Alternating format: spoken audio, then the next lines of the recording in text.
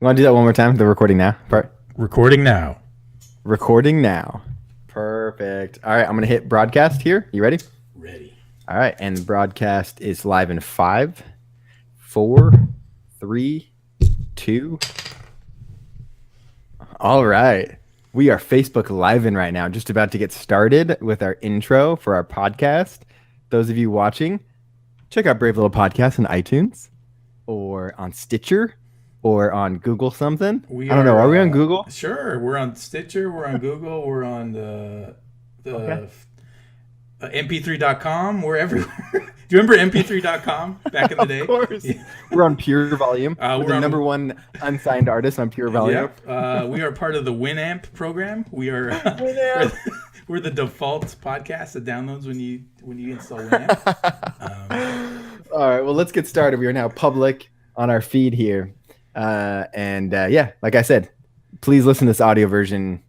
If you listen to podcasts, or if you don't listen to podcasts, check us out on any of those outlets: iTunes, Winamp, Pure Volume, Bandcamp, SoundCloud. Just look wherever you listen to podcasts. Look us up. We're turning into SoundCloud rappers, actually. So That's Well, that's the thing. We turn these long conversations into songs, into hip hop, which is super fun. But you ready to get started? let's do it. All right. Welcome to the Brave Little Podcast. Here to talk about Black Panther from Los Angeles, California, Aaron Alvarado. Please refer to me only as the Brown Panther from now moving forward. Thank you. What's going on, David? Ooh, I was going to say that, but I just felt like it would have sounded wrong. It's actually more like the Pink Panther, if we're going to be honest.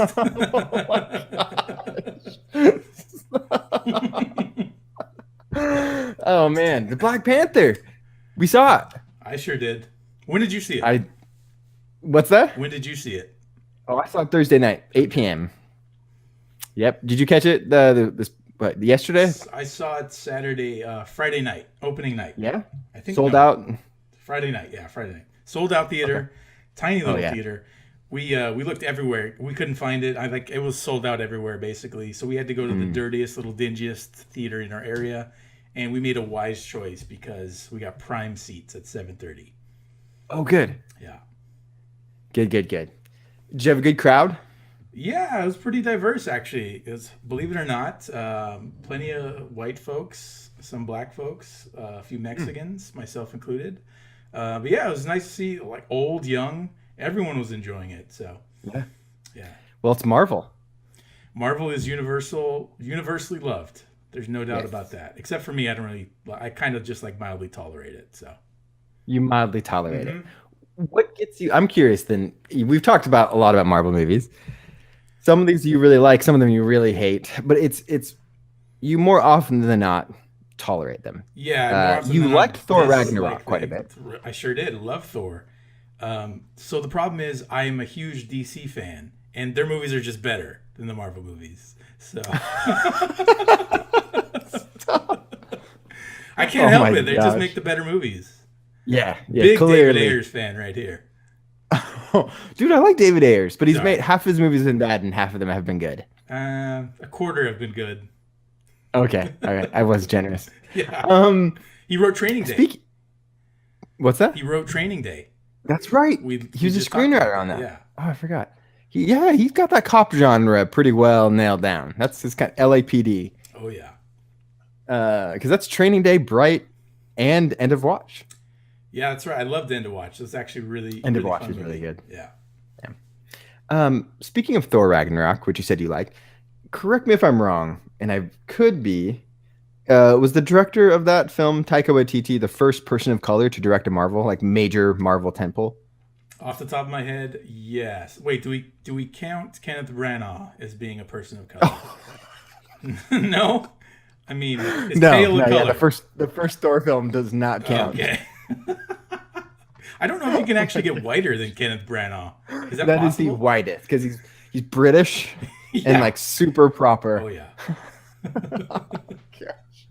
Can you imagine Kenneth Branagh directing a Marvel movie and it sucked? Let's be honest, it was a bad movie. Ooh, some people disagree strongly with you.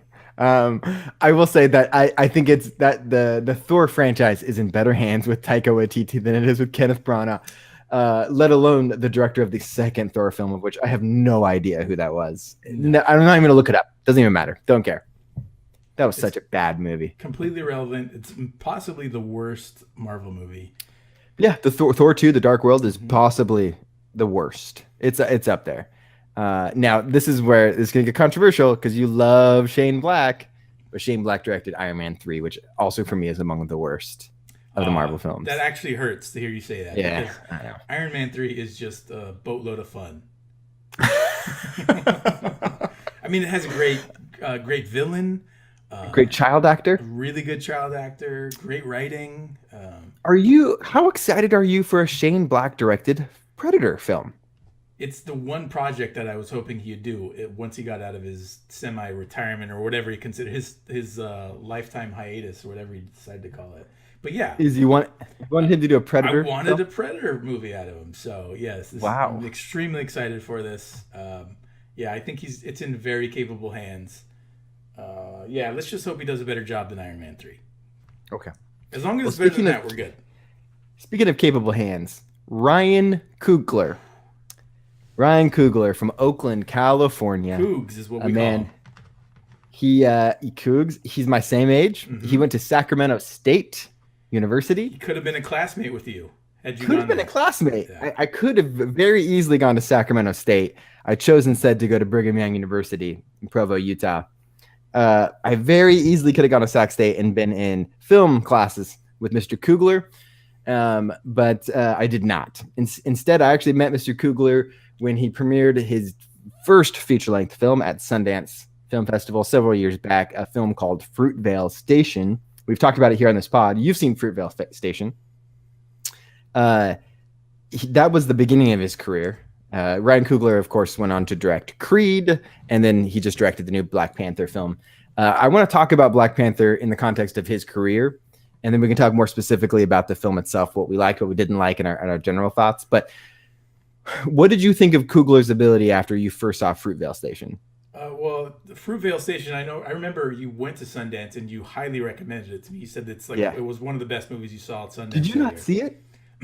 I didn't see it until maybe like a year later. So Oh, I didn't see it okay. until it was on like HBO or something. Okay. But yeah, once I saw it on HBO, I was seriously impressed. Like it was a really interesting story. I love the way they handled it, and you could tell Yeah. like this kid was going places. I mean, he was a kid when he directed this movie, right? So Yeah. what year was that? What year did that come out? 2013. So Yeah. I mean, he was 27, 26 years old when he made that movie. That's pretty insane because Yeah. that's a movie that has a distinct style to it. It has its Mhm. own narrative flares. I mean, he really had a vision for it, and I think that's one of the things as a young director that you struggle to define yourself with that vision, with that style, and he had it right away. So it's obvious like he had a future in the industry, and I think we've just seen him blossom from there. So Oh yeah. Well, I'll never forget seeing that film. I mean, the dude's from Oakland. It's a movie about Oakland, about Bart, about the unfortunate, really execution of an unarmed, young black man that got killed by a Bart police officer while he was in custody with his stomach to the ground. This horrific murder.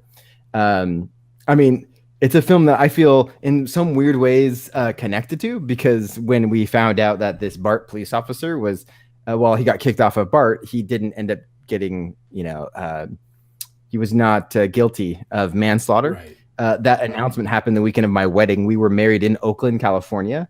There were major riots. Some of family on my wife's side had flown in for the wedding, and they were on lockdown in their hotel and couldn't come out because of the riots due to, the news that this Bart police officer wasn't going to be. I mean, it was a crazy thing. This person clearly committed murder and was completely let off. But this film, it felt distinctly Oakland, even down to the language, the words being used. I remember watching it being like, "Oh, this is authentic," right. and it was just an incredibly heartbreaking story told in a.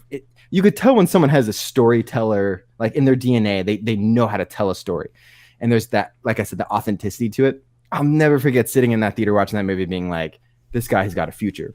And there was a Q&A at my screening at Sundance. The film had just won the Grand Prix or whatever, or Grand Jury, not Grand Prix. They won the Grand Slam breakfast at Denny's. So. the moon's over my hammy, Denny's. No, the Grand Jury Award for Best Film that year at Sundance. It won that award, and so this was the post award winning screening. And so Ryan Coogler was there for the screening. I'm sitting maybe the fourth or fifth row, excuse me, and he gets up after the film to take a Q&A. And I'll never forget someone in the audience making a remark. And oftentimes, and I joke about this at Sundance, oftentimes people in the Q&A don't have questions. They just have comments. Mm-hmm.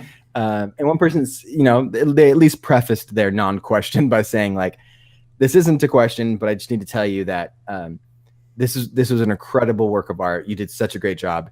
Your life is never going to be the same because of it. Your career is going to go in a place where you're going to be able to do whatever you want to do. And I can't wait to see where it goes. And he was, Coogler was visibly emotional at that comment because it was sincere and it was heartfelt. And you could feel in the room, everyone was like, oh, yeah, like, we can't wait to see where you continue to take your career because you clearly have it. You have the storyteller's talent. And, what's been interesting is to see where he's taken that career. I talk about how he's my same age. If I had made a film like that at that age, and then, I wouldn't say he had his pick of the litter for next project. He wasn't quite at that stage yet, but I think the natural progression is to do another story, a personal story, another indie film. But this dude didn't do that. He went straight for one of the most well-established franchises in cinema history. That's the Rocky franchise, which, mind you, hadn't really made a good one in about 3 movies. Exactly. 3, that's generous. I mean, it's been a long time. There's maybe 2 good movies in the entire franchise before Creed. So, yeah. Coogler had just enough clout, which really, again, wasn't that much. I mean, he had the clout of Michael B. Jordan, the subject of Fruitvale Station, who has become a star. He had the clout of the fact that his meteoric rise as an actor, the fact he won a grand jury prize at Sundance, and Fruitvale Station was getting some. It never got nominated for an Academy Awards, but it was getting some love during award seasons in terms of like this indie film that really did something interesting.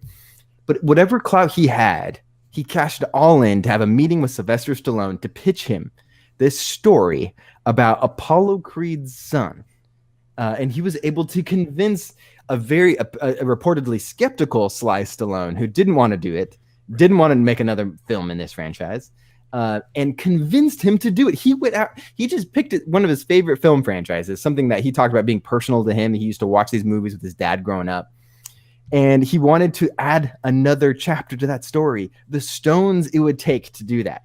Yeah. The stones it would take to just go all in on that idea. Which, look, there's a lot of ways that's going to go wrong when you have a someone like Sly Stallone and a studio involved. You begin to lose your ability to have creative control, which amazingly he kept. Yeah, and I think that's a testament to his vision and the fact that he is a supreme storyteller. Yes. And that's one of the roles that's one of the hats you have to wear as a director, is being able to sell your vision. And he obviously can do that. I mean, you want to talk about revitalizing a franchise, which is exactly what he did with Creed. Yeah. But it's also he took an angle that they already used in the franchise, the son of a fighter.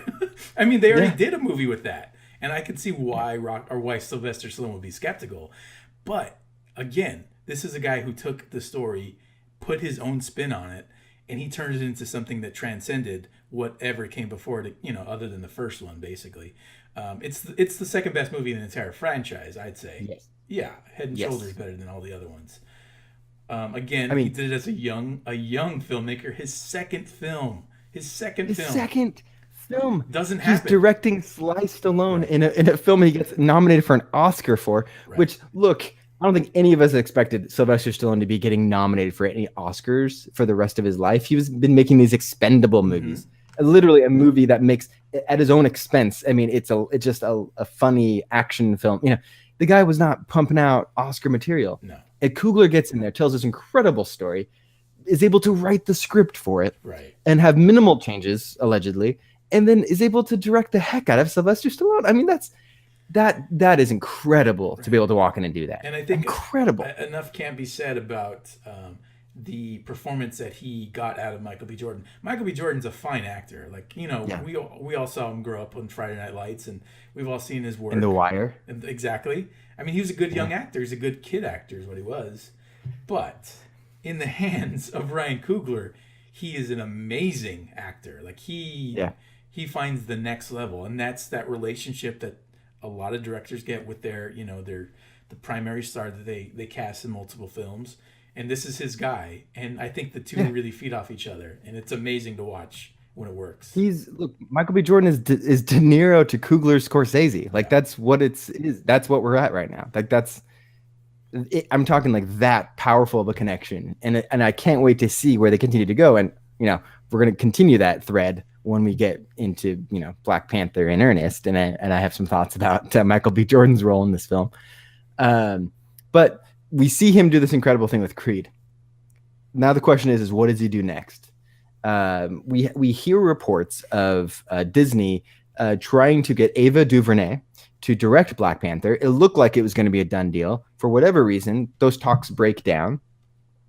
And Ava actually continues on a project still with Disney for A Wrinkle in Time. And they end up actually wanting Coogler to come in and direct Black Panther. Were you nervous hearing that this was going to be Coogler's next film?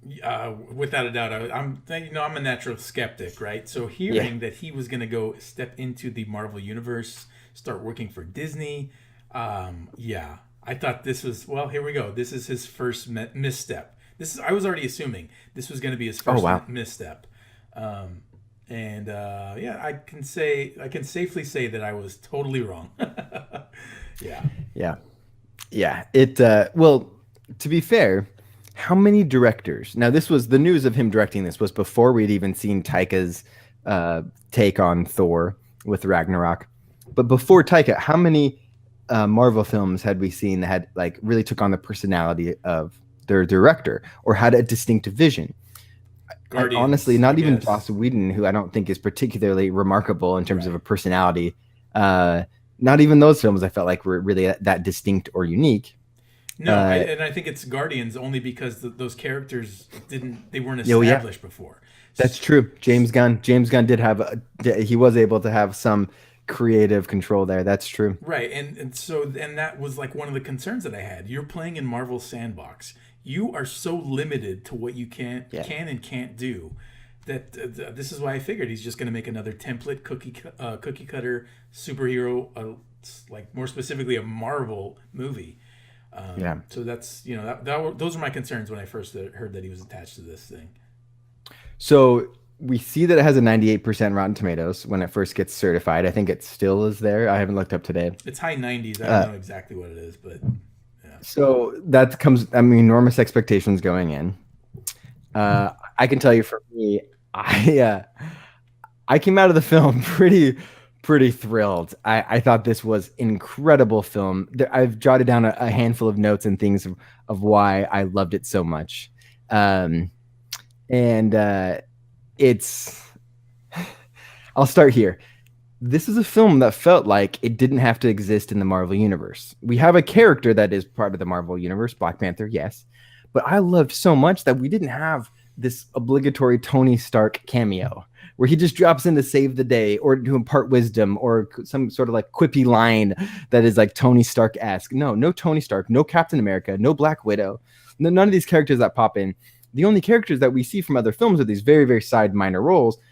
In the case of Andy Serkis and Martin Freeman, and their roles are very much related to the story because they were in the last film were introduced to Black Panther, which was Civil War. But beyond that, like this is a film that, while existed in the Marvel universe, felt like something entirely on its own. And it was a film that was contained within its own. It didn't have to happen necessarily in this part of like the timeline. It really could have happened at any point. And I loved that autonomy. Like I loved he was able to do that. Yeah, I think that's what really shines for me. Specifically, they talked about they asked Ryan Coogler why I don't want. Do we want to spoil stuff? Like I don't know if we should or shouldn't. But Uh, I'll just say yeah. they asked Ryan Coogler why there wasn't a specific connection to the other Marvel movies that are happening at this moment, and he flat Yes. out said it just doesn't need to happen. Like we already It have doesn't. something else that Yep. also carries weight, and we didn't need that connection, that specific connection to something else that's happening at this very Oh moment yeah. with the other Marvel movies. So this is Ryan Coogler exerting his own vision onto the story, imprinting it with his own trademark, his own style, and the movie is better for it. Like you said, it's standalone. It does not need to exist. There's no connection to Iron Man or Spider Man or any of these other characters. And Yeah. again, it feels it feels freer because those some of those things feel like they're tying a movie down. Like I specifically felt that way when I watched Spider Man Homecoming.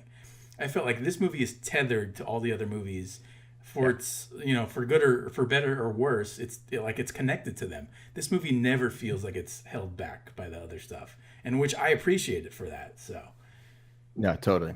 100% agree. I've been so conditioned to having it be tethered and tied in. Like that's just the whole thing of the mm-hmm. cinematic universe. It's why people want to create these cinematic universes is to have them be tethered. I love that it wasn't. Yep. It was so much better because of it. Another reason why this film was so great, other than Coogler being a terrific storyteller, a terrific director, and we'll get into the storytelling in just a bit. This may have had the very best supporting cast of any of the Marvel films I've seen. I think it. I think it is. I think it has the best supporting cast of any of the Marvel films. Yeah, I Uh, think there's the best performances from the supporting cast by far. oh yeah. It's not even close, really. Like you have some A+ performances from Oh yeah. people that have Who? Yeah. very small parts. Who's your MVP then? Yeah. Man, I like so initially I thought Daniel was it Kalua? How do you say his last name? Yeah. Kaluuya. Yeah, Kaluuya. Kaluuya. I'm. Initially he was my MVP, but I'm gonna Yeah. say Lupita Nyong'o. She's great. Incredible. She's incredible So in her good. role. I mean, she has a really big part actually, but she is kind of like the foil to Chadwick Boseman's T'Challa character, Yeah. whatever you say his name. But Yes. she's like the ex love interest, and like she's Yeah. really good in this movie. But there's like 5 or 6 A+ performances beyond the two main characters, so it's really interesting. Oh yeah. For me, it's. I mean, you've got even Forrest Whitaker who comes in a small bit Yep. part and just nails it. You've got for me, it's. I mean, it starts and ends with. I was gonna say Angela Bassett, who's, who's terrific. No, it starts and ends with Michael B. Jordan, who is so good in this movie that there was moments where I'm like, oh, do I kind of wish he was Black Yeah. Panther and not Chadwick? I He mean, like it almost was that good. right. Like Well, I it may think have been that we good. can say that Michael B. Jordan is probably the best villain in Marvel cinematic Yeah. history. Oh yes, yes. He is so freaking good in this. It's amazing. Well, it's good because it's not just like it's a bad guy that has real motivations that you're like when it really is kind of revealed what's pushing him, what's motivating him to try and do what he does. I'm trying not to be spoilery. And Black Panther's realization of like this is a monster of their own making is really powerful storytelling Right. stuff. It took an angle that was like totally believable, felt fresh, also felt topical, was able to tie Very in much so. themes that are both like, present as well as kind of everlasting. Michael B. Jordan has a line at the end of the film that is really just heartbreaking and just is cuts to the core, but makes the story all the more powerful because of it. The dialogue is incredible, and the dialogue he delivers especially is Right. incredible. And I think one of the things that really shines in this is how complicated the relationship he has with the main character, the Black Panther, Yeah, King T'Challa. yeah, It is a complicated relationship, and it's not just one where it's black and white, good versus evil, right. because some of the things that Michael B. Jordan is fighting for it's good. Like he has a good It's kind of vision. justified. Yeah, He has possibly the best motives of anyone in the movie. yeah, Like if we're gonna be honest, yeah, um, but again, that just adds to the depth of the characters, and that speaks to the writing. Again, Ryan Coogler, he co-wrote the yeah, screenplay. I mean, I don't yeah. think we can praise Coogler enough because this is his vision, this is his baby, And if he Yep. didn't direct this movie, there is no possible way it would be as good as it is. So No way. This material in the hands of a lesser person or really anyone else, it's just not this good. I It's mean, just not. it's so much fun. On top of all this other stuff, Yeah. it's a really fun movie. Yeah, it is. It can be I heavy at like times, but it's the Korean casino Mhm. scene. Yeah, That was a great action sequence. It's towards the beginning of the film. You get this great action sequence that turns into a car chase. All of that is exhilarating stuff. yeah. It's really, really fun.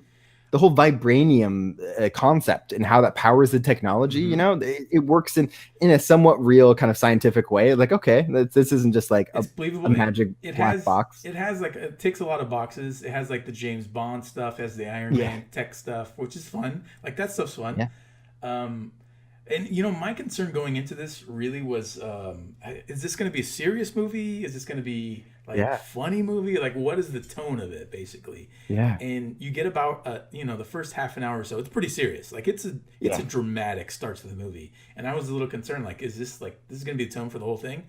But once they kind of get into Wakanda, you understand like there's people that break up that seriousness. Specifically, the character of the king's sister.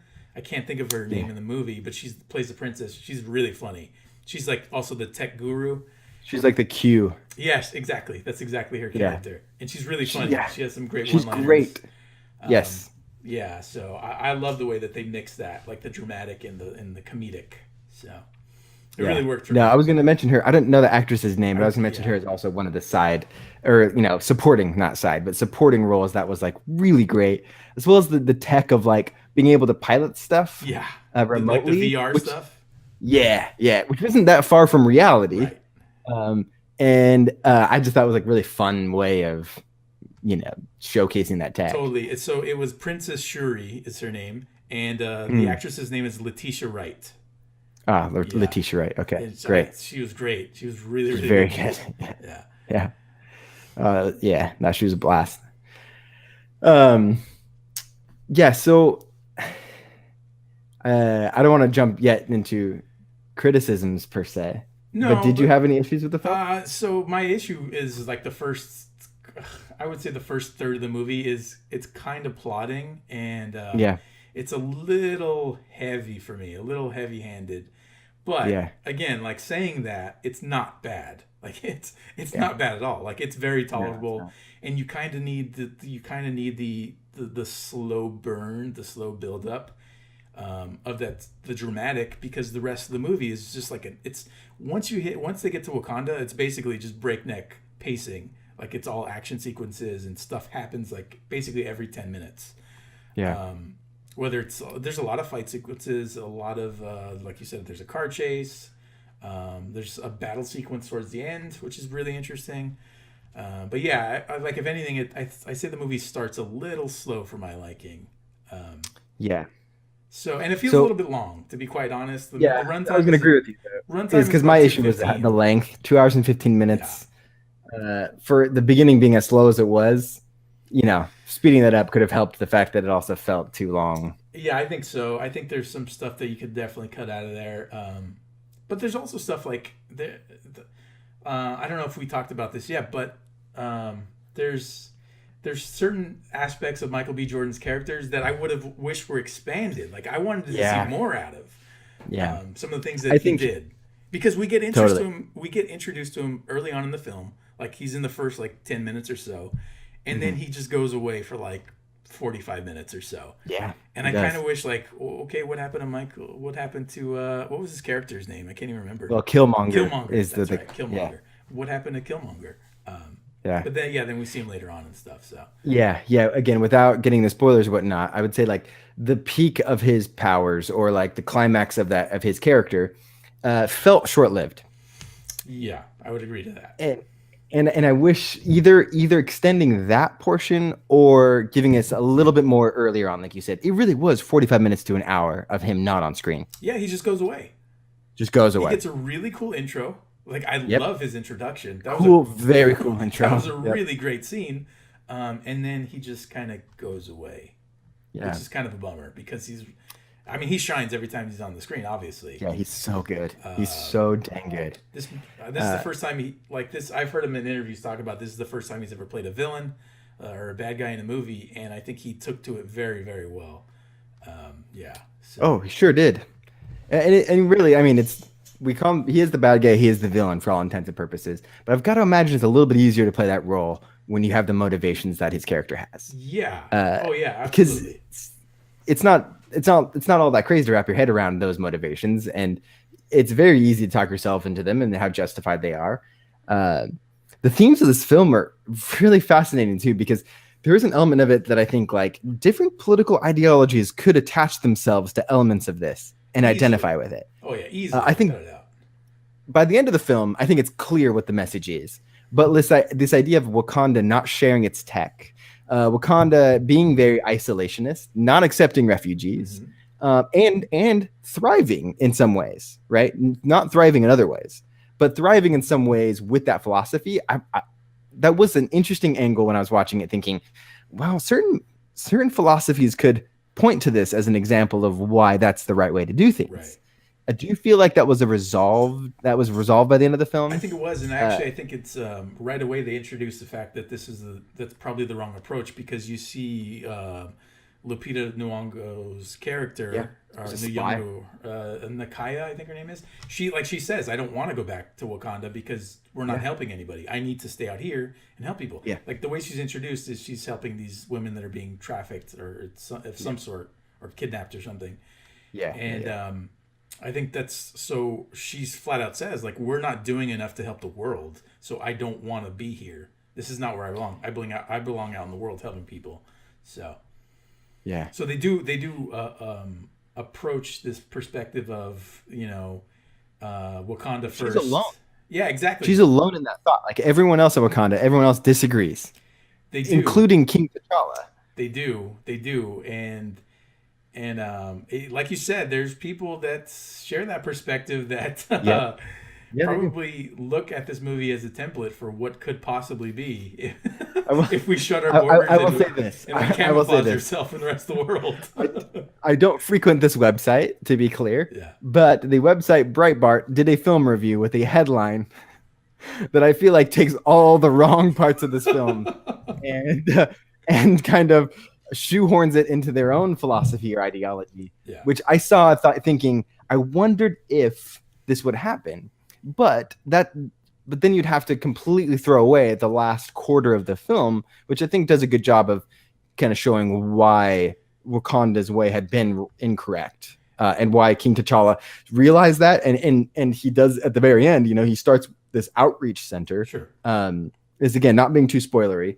That I feel like is the beginning of what could be like a greater expansion of sharing that knowledge and tech. Right, and I think that's the whole point of like his. That's going to be the tenure of his reign. Like that's going to be the signature Yeah, of his vision for Wakanda is to not be hidden to the world and instead do what they can, do what Wakanda can to share their technology and resources basically to for the greater good. yeah, And it's like, and like you said, that's a message that really resonates today for yeah, more than a number of reasons. But I just think that like it feels like a timeless approach to storytelling, but it also feels very modern as well. So I mm-hmm. don't know how it's going to age. I don't think Yeah. that this movie is going to have the impact that it would in like 15 years, probably.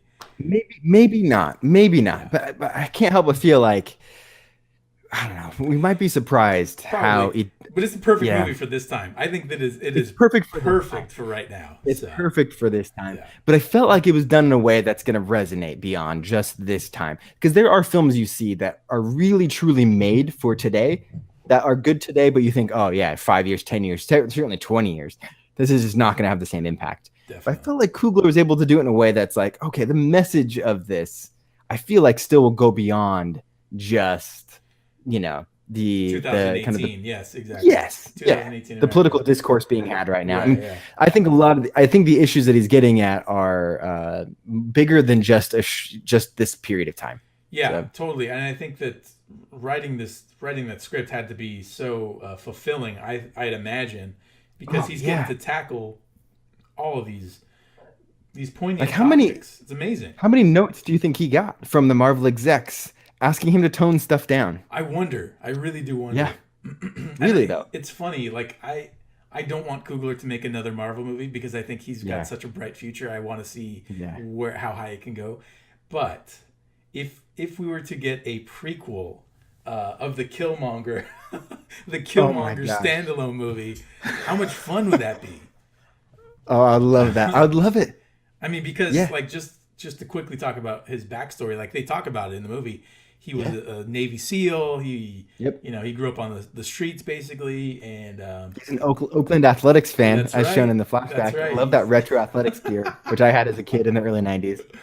Yeah. So he had a very interesting backstory, and I Yeah, wonder. I'd love to see how his internal politics, evolved from the time he was a yeah, kid, to yeah. when he was a full grown man, challenging the Absolutely. throne. Yeah. Well, and then realizing his, anyway, I was gonna go into spoiler, so maybe I shouldn't say that, but yeah, I agree. I'm all in on a Killmonger prequel, Yeah. and obviously I want that Coogler directed. But since that likely won't Yeah. happen, I do want to ask you about Coogler.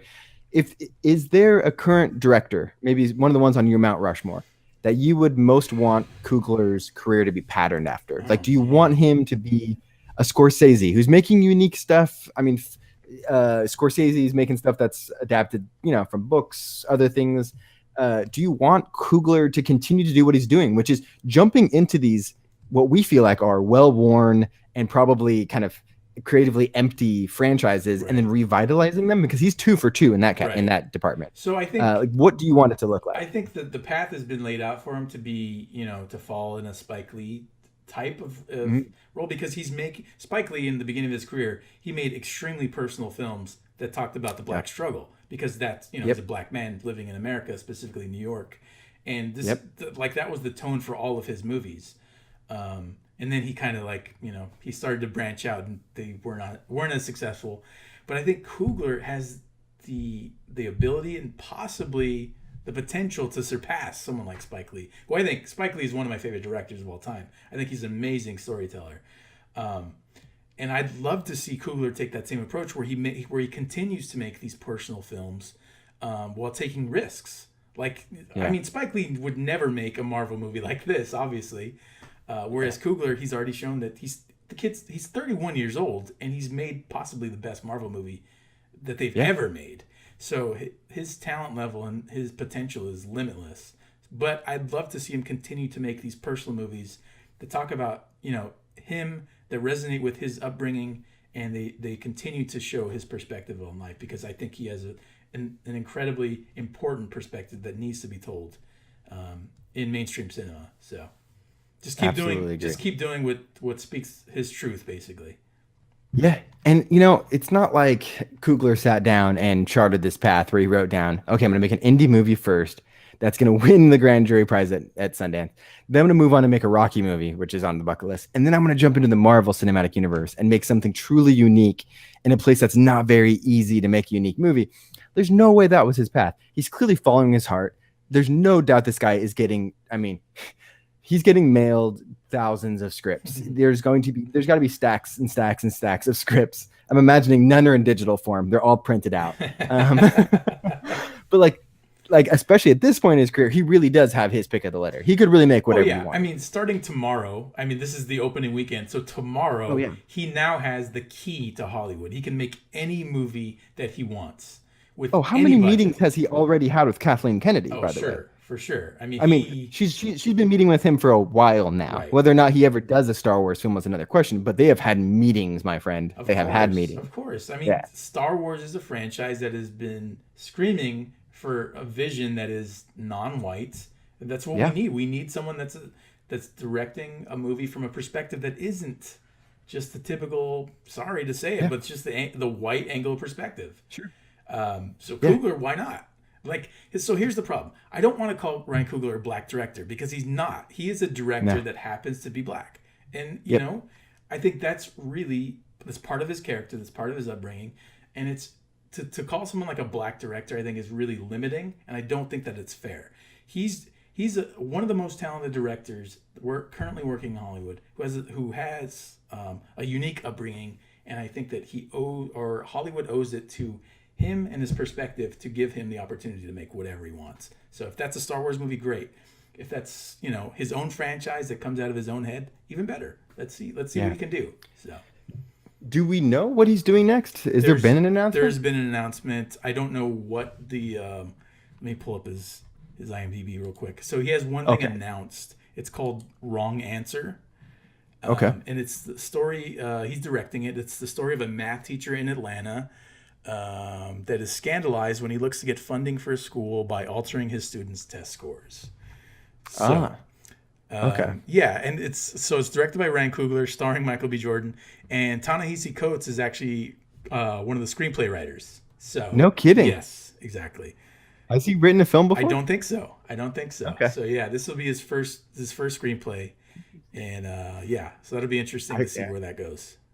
Yeah, well, Coogler is, I mean, quickly he's become one of my very favorite working directors. Very exciting, actually, to see one of these guys come out and develop. And it's, you know, it's kind of like watching a sports prospect flourish, basically. Yeah. We saw him get drafted when he made Fruitvale. He was a first-round draft pick. And, I saw him win Rookie of the Year with Fruitvale Station. Exactly. Yeah. And then he made AAA when he made the Creed movie, and now he's in the All-Star game when he makes. Now he's in the All-Star game. Black Panther. Yeah. Yeah, no, he's a perennial all-star for sure. Again, going back to my very first experience, seeing him stand on stage at Sundance Film Festival, emotional, and during the Q&A, as someone suggests that his life will never be the same, and they can't wait to see where his career goes and what films he chooses to make. And now we are 2 more films later, and I just don't think it could have gotten. I don't think it could have gone better for him. I think he's just done a remarkable job making personal but incredibly entertaining films. That's the thing. Like, we talk about movies and we talk about, you know, he's great at telling these stories, but it's just entertaining stuff. Creed and Black Panther were wildly entertaining films, and they had great messages and great performances. And the dude I just want him to keep going, man. Absolutely. Just whatever he feels passionate about, just keep going. And at the end of the day, this movie Black Panther, which made over $200 million this opening weekend, does not have. You don't make $200 million unless the movie is incredibly entertaining, and that's what he made. Like, this is his vision. Exactly. He co-wrote the screenplay, he directed it, and it made $200 million because of his vision. So this is a very exciting time for him. Very exciting. For the Marvel franchise, the universe, this just breathes some life into it. You know, so I think you as a Marvel fan should be excited. Makes me wonder, though.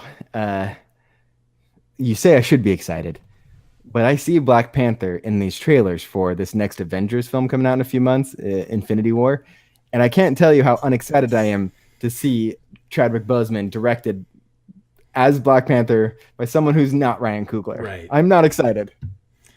I'm really not. So when is the next big Marvel movie? When is Infinity's? Infinity War. I was gonna say Infinity Stones. Let's see. The release date I thought it was in May. Yeah, it's May 4th. Okay. Yeah. Yeah. So May 4th, that's coming. I mean, it's right around the corner. That's right around the corner. Also in May, the next Star Wars film, which is which one's gonna make more money, in your opinion? Ooh. What a good question. Yeah. Worldwide or domestic? Because that's domestic is all I care about. Much like I'm a Wakandan when it comes to American box office. I only care about what happens inside these borders. I think worldwide it's Infinity War. I think domestic it's going to be Solo. Really, you think? Interesting. I don't know though, man, because Solo looks terrible. I will tell you, we had the Solo trailer before our movie, before Black Panther. Yeah. And the audience reaction. Nothing. Like, it's this is the zero reaction to it. It comes on and I realized, like, oh, this is the first time seeing the Solo trailer on the big screen for me. And I'm watching, of course, we did a whole pod on this. I thought the trailer was awful. I think the movie looks truly bad. And seeing on the big screen, amazingly, I've never had this experience before. It looked worse. It looked worse on the big screen. 100% agree with you. I couldn't believe it. My mom leans over to me and she said, "There's another Star Wars movie coming out, like in May." I said, "Yeah," and she goes, "And that's Han Solo?" And I lean back over and I say, "No, Mom, that's not Han Solo." Yeah, that's not my Han Solo. I could not believe how poorly it played in that theater. It looks terrible. Oh, Aaron, what is going on? I don't know. Look, they just should have. I realized that they were 3 weeks away from finishing production when they fired the directors, but you can the film. You pay the people, you cut your $150 million loss, you move on, but you protect the integrity of this franchise. You know how I feel about The Last Jedi. I think it's a masterpiece. So but up to this point, they've maintained their integrity. Right. This is going to be bad. So here's the problem, right? So you have a movie, Han Solo, that looks awful. Everyone understands it's going to be terrible. Okay, and that's coming out in May, you said, this year? When's the next Star Wars movie come out after that? A year from December. There you go. So now you have what, 18 months essentially? 18 months of that bad taste in your mouth from Star Wars. Awful. Really, really not bad great, planning. Aaron. Yeah. Not great. So yeah, that is a huge problem if this movie stinks, which it definitely is going to stink. Oh my gosh! I wanted to thank Michael Hyland, who just commented on the Facebook live feed with what has just become a trending hashtag. I notice on Twitter worldwide. If you look it up, hashtag not my Han. Also want to shout out to Chris Barber, who wrote "Love Michael Jordan," and I guess in honor of today's All-Star game in the NBA, I also want to say I love Michael Jordan. Probably the greatest of all time. He's the GOAT. Him or Bill Russell. Nate Burrell asking, is there any chance that Solo can be good? Nate, we don't want to be the bearer of bad news here, but there is no chance. Never tell him the chances. No, what did never what was the misquote that Ron Howard? This is the thing that really drives me crazy. I texted this to you, but there was this story with Ron Howard, the new director of the Han Solo film, quoting someone was talking to him, and I don't remember the full context, but basically Ron Howard wanted, his response was meant to be the line, Han Solo's famous line to C-3PO is, never tell me the odds. Never tell me the odds. And Ron Howard in this article wrote, what is the line that Han used to say? Never tell me the chances. Never tell me the probability. And I'm reading that being like, dude, you are the director of a Han Solo movie. You cannot afford to butcher the quote, man. Incredible. Can't do that. We're supposed to believe that you like eat, sleep, and breathe this character. You're directing him. You don't even know one of those iconic quotes. Are we sure that he's seen every Star Wars movie? No, we are not sure. I don't think Ron Howard has seen most of the Star Wars movies. Wow. I don't know. When he agreed to do this, I'm not sure that he realized the difference between Han Solo and Indiana Jones. I think he knew that this was the Harrison Ford character. I think he knew that much. Is there a chance that he thought he was directing the new Blade Runner? Oh my! Yes, that's a real possibility. There's a great chance that he thought that. Gosh, this is crazy. People got to understand. The Lucasfilm fired 2 innovative directors. Funny, right now in the peak of their career, directors. They fired them and brought in a man who hasn't made a good movie in a decade and a half, since Willow, probably. Like, this man hasn't made a good movie in a very long time. We can't expect this film to be good. Apollo 13 is his best movie. Apollo 13 is better. Yeah. But look, you don't bring in someone to salvage a project like this that hasn't made a good movie in over a decade. You just don't. Michael Hyland asking, C-3PO is the blue robot, right? Yes, he is. C-3PO is the blue one. Yes. My goodness. He has just as good a grasp on Star Wars as Ron Howard does. So. Yeah, Michael could have come in and salvaged it just as well as Ron Howard. Oh, amazing. I'm so fired up right now. I'm so mad they're releasing this movie. No wonder they held the trailer for so long. They didn't want people to know. Why would you? I mean, now it makes sense why they're releasing it, because they couldn't wait even long. They couldn't wait 2 full years. If you waited past the Super Bowl, then you've got a crisis. Well, it's already. Yeah, you're totally right about that. But I'm saying now we know why they couldn't just shelve the movie, because it would be 2 years between Star Wars movies. Oh, I see what you mean. Yeah, that's true. They couldn't do it. But you know what, though? People talk about the Star Wars fatigue. And if we're concerned about Star Wars fatigue, maybe it's okay to let 2 years pass. Mm-hmm. Maybe that's okay. I think we need a break from Star Wars, personally. I think you definitely need a Star Wars break. You've seen The Last Jedi I am getting a 12 break. times. I am getting a break from Star Wars because Solo is not going to be a Star Wars movie. It's not going to be good. It's not a Star Wars movie. Look, I'm gonna look at it like a bad piece of Mm-hmm. fanfic is what I'm gonna look at, and I'm gonna watch it. I'm gonna be like, okay, it's not a Star Wars movie. Moving on, This is one of those. moving on. This is one of those fan made YouTube trailers or semi movies. It's just crazy. Yeah, yeah. I look, I've got a lot of Star Wars fanfic short film ideas, and maybe that's what I'll do during this time, during the 2 year break. Oh Is yeah, that'll wet that's. my whistle. Hey, you can release your own anthology of Star Wars stuff. Nah, no kidding. No kidding. By the way, you'd make a better Han Solo than. Oh, there's no doubt about that. I deliver the lines better, more Oh my believable. god. What's his first line in the trailer? I've been a Yeah, yeah. His first line is I've been something since I was 7 years old or something. What is it? yeah, since he was 10 years old, he's been something on the streets. Yeah, I don't yeah, know. yeah, It's yeah. terrible. Uh, got kicked out of the academy for having a mind of my own. It's like, okay, all right, dude. As the Not rock what music Han is sounds playing in the like. background. Amazing that they use rock music in a Star Wars trailer. It's just mind blowing to Incredible. me. Incredible. I mean, look, at this point, all of those people involved in that production are basically like, why not? Why not? Rock music, throw it in there. Why not? Well, they used that hero song from Spider-Man 1. The Nickelback Yeah, song? the Nickelback song. Uh, Hero can save us. Oh my gosh. Oh, Han. It's look, it's hard to make good movies. Okay, it is. A lot of things. There's a lot of variables, and just a handful of things have got to go wrong to really derail these films. We learned that through the example of all the bad movies that have ever been made. Anyone who's ever watched Project Greenlight on HBO knows this. Any number of things can derail a film. I don't expect all the Star Wars films to be excellent. I really don't. I understand that some will be bad, but so far they've managed to make good stuff. And you know what? We have our first bad one. It is what it is. It I'm just happens. ready to I move mean, on. you just gotta accept it. Now, is there anything I just can't wait for Coogler or David Lowery, friend of the pod, exactly? to direct. By the way, David Lowery is making a Star Wars film. This director of Pete's Dragon, A Ghost Story, Anthem Body Saints. He's making a Star Wars film. It's gonna And I happen. cannot wait for us to be able to brag to the fact that we had a Star Wars director on the pod in an interview, An exclusive interview with him. an exclusive interview. Um, Absolutely. so just looking Absolutely. at like just to wrap up my thoughts on Black Panther, amazing Yes. film. Go see it. Yes. Go see it in the theater. It's an experience that needs to be. It's something that needs to be experienced in the theater on the biggest screen possible, loud as Agreed. possible. You will love it. You will have a good time. And if you don't, just let me know, and I will let you use my movie pass for any other movie that you want to see. Oh yeah, So, that's right. That's our money back guarantee on the pod, or our 100%. movie pass Yeah, guarantee. movie pass Is guarantee. if we recommend wholeheartedly a film on this podcast, you go see, you don't like it, we give you the password to our movie pass account for your next film because it's on us. That's right. And I'm going to echo Unless your sentiment. unless I've already used the movie pass for that day, and then you can use it Ooh, some other day because we're only allowed one a day. So, that's true.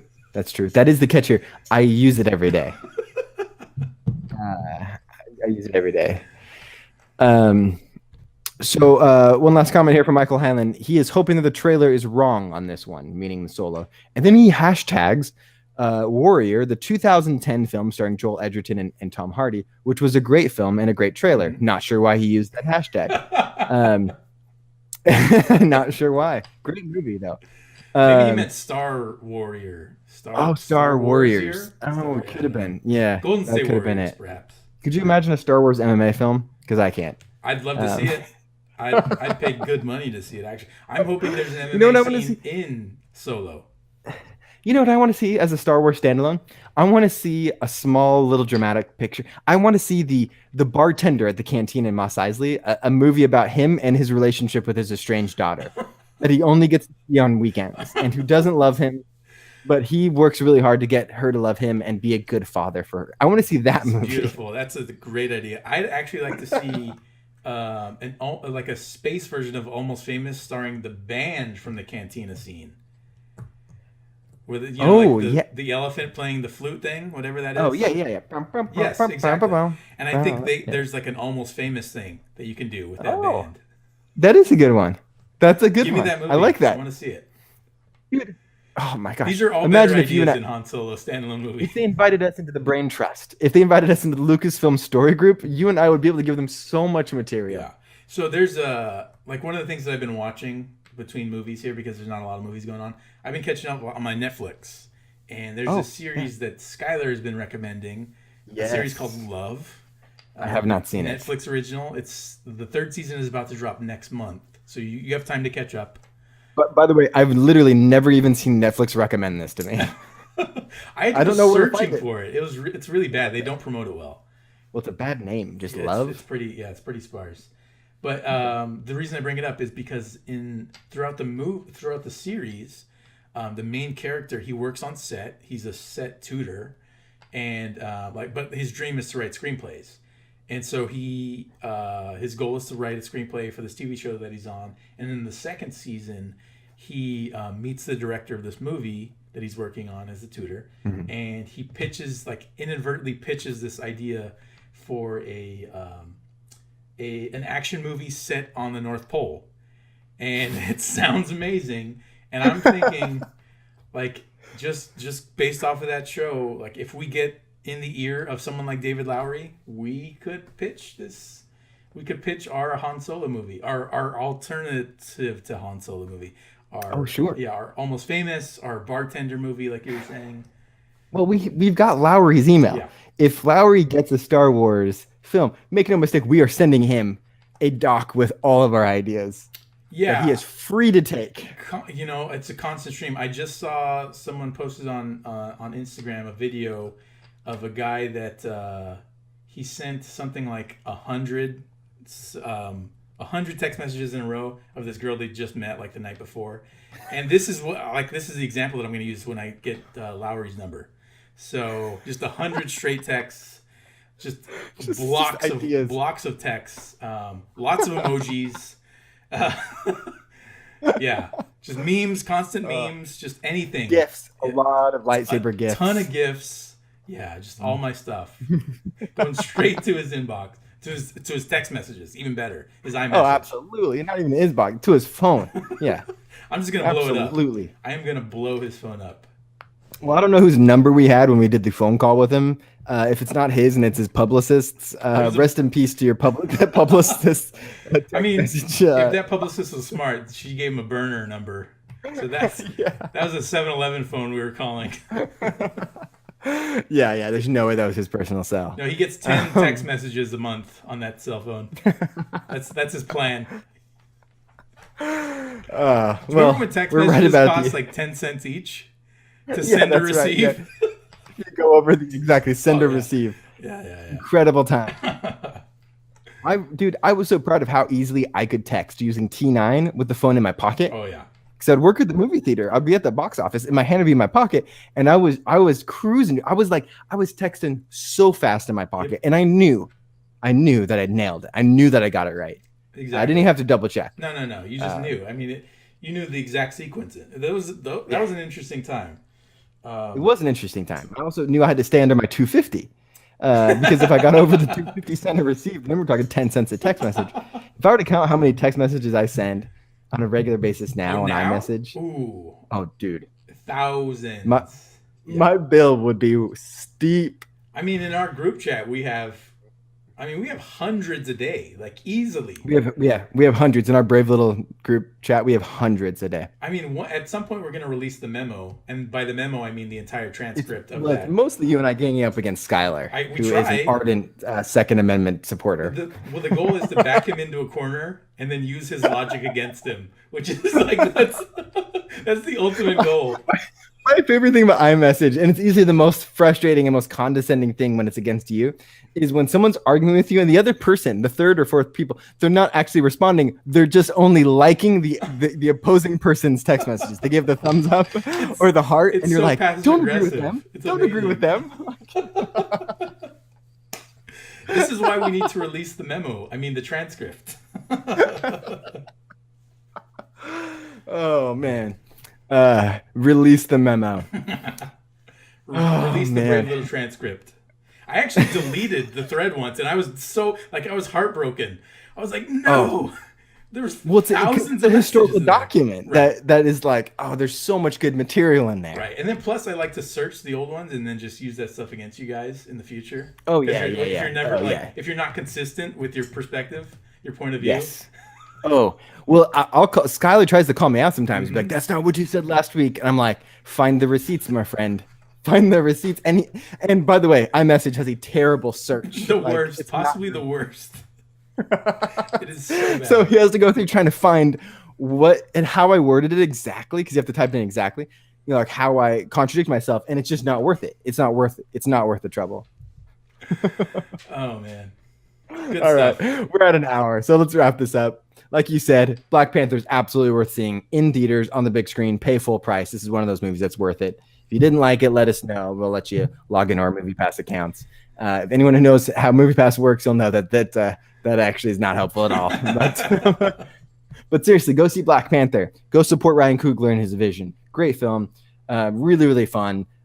Incredible storytelling and the message that he really is trying to send through this film. And anything else from you, Aaron? No, that's it. Support cinema. Go out. You know what? Sign up for MoviePass. They just got their 2 millionth member. They just released a brand new version of the app. The app now is gorgeous. It's amazing. Really cool to use. So it's great. Take the plunge. The update was fantastic. MoviePass, and $10 a month. You will use it every day. Unless you got kids and it's hard to get to the theaters, which is totally understandable.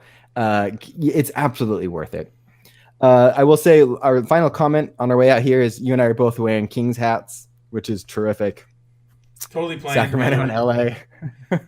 2 championships, 0 for you. So 1 in 2002, best regular season record in 2002, and Pacific Division title. Well, you know what's funny about? Did you guys hang a banner for the Pacific Division title? Oh, absolutely, we did. I mean, I'd love to criticize that, but we've never won our division. So the LA Kings have been around since 1967. They never have won their division. So we have 2 cup banners. We have 0 division banners. It's insane. I don't know. I don't know how to explain it, but yeah, we've never won our division. How does that happen? Unbelievable. Yeah, unbelievable. All right, the folks who know, we sign off this way, as we say, hold on to your butts.